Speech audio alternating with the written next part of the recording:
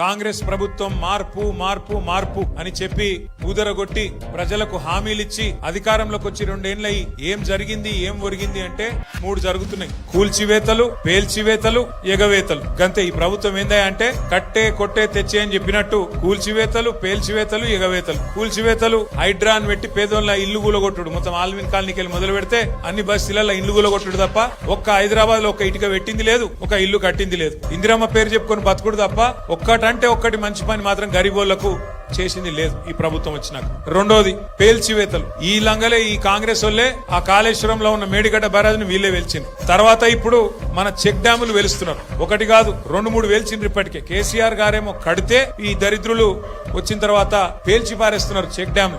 ఇక మా వెంకటేశ్వర రెడ్డి గారు ఇక్కడ ఉన్నాడు. ఆయన ఒక్క కాన్స్టిట్యున్సీలనే కేసీఆర్ గారు దేవరకద్ర, మహబూబ్ నగర్, వెనుకవాట నియోజకవర్గం అని చెప్పి పెద్ద ఎత్తున 36 చెక్ డ్యాంలు కట్టించిండు. ఇలా మొక్కలకు కాంగ్రెస్ వాళ్ళు వచ్చినాక ఒక చెరువు కట్టింది లేదు, ఒక చెక్ డ్యామ్ కట్టింది లేదు, ఒక ఇటుక పెట్టింది లేదు. కానీ ఉన్న చెక్ డ్యాంలను ఇవాళ బాంబులు పెట్టి పేల్చేస్తున్నారు.